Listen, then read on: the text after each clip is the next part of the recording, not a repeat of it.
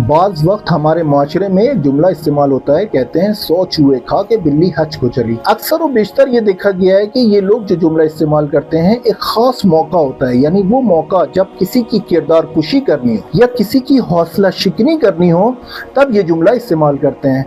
यानी ज़्यादातर देखने में आया है कि अगर एक गुनहगार इंसान तौबा करे और अपनी इस्लाह की कोशिश करे और खुदा की तरफ कदम बढ़ाए और दीनी और मजहबी आमाल को बजा लाए तो ये जुमला इस्तेमाल किया जाता है कि 100 चूहे खा के बिल्ली हज को चली। अजीज़ान, याद रखें कि माशरे में दो तरह की जहनियतें पाई जाती हैं। एक जहनियत है पस्त और घटिया और दूसरी जहनियत है आला और मुकद्दस। ये जो 100 चूहे खा के बिल्ली हज को चली या इस तरह के दीगर जुमलों से जो लोग भी हौसला शिकनी या किरदार कुशी करना चाहते हैं, ये हमारे माशरे के पस्त और घटिया अफराद में से हैं। और जो लोग आपको तशवीक दिलाएं खुदा की राह में जाने के लिए, मजहबी आमाल को बजा लाने के लिए, ये होते हैं आला तफक्कुर रखने वाले अफराद। कुरान में मुतअद्दिद आयात में इसका तज़किरा है। इन्नल्लज़ीना कफ़रू वसद्दू अन सबीलिल्लाहि क़द ज़ल्लू ज़लालन बईदा।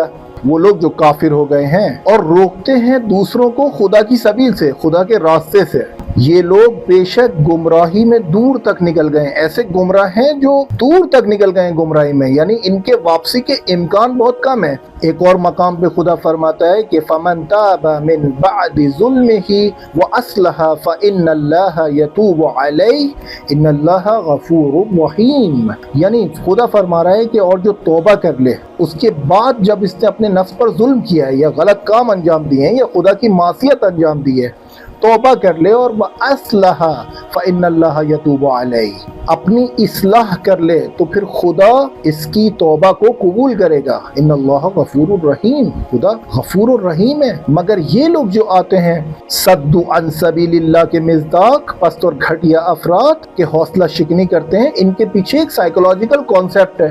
यानी ये जो अफराद किरदार कुशी करते हैं ये जुल्मतों और तारीकियों में डूबे हुए हैं। जब ये तारीकियों में डूबे हुए हैं तो नहीं चाहते कि कोई भी हिदायत का नूर हमारे एतराफ में हो। क्यों नहीं हो? क्योंकि अगर किसी ने हिदायत पाके इस्लाह कर ली तो फिर ये जो जुल्मत और तारीकियों और गुनाहों में डूबे हुए हैं ये आश्कार हो जाएंगे। डार्क साइकोलॉजी में ये बात बताई जाती है कि अगर चाहते हो कि तुम्हारी मासियत, तुम्हारा गुनाह आश्कार ना हो तो सबको एक लेवल का कर दो। असल मसला इन हौसला शिकनी करने वालों का ये है कि इनके दिमाग में तफक्कुरात हैं गलत और इश्तिबाह, और ये चाहते हैं कि सबको अपनी तरह तारीक और जुल्मतों में रखें। एक इंसान जो अपनी इस्लाह करना चाहता है ये उसकी हौसला शिकनी करके उसको कहते हैं कि तुम भी जुल्मतों और तारीकी में रहो, क्योंकि अगर तुमने इस्लाह कर ली तो फिर हम आश्कार हो जाएंगे। तो ये अपनी बदनामी को छुपाने के लिए दूसरे शख्स की किरदार कुशी और हौसला शिकनी करते हैं ताकि ये काम अंजाम ना पाए। एक बेहिजाब माँ के लिए बहुत सख्त है कि अपनी बेटी को हिजाबदार और पर्देदार बनाए,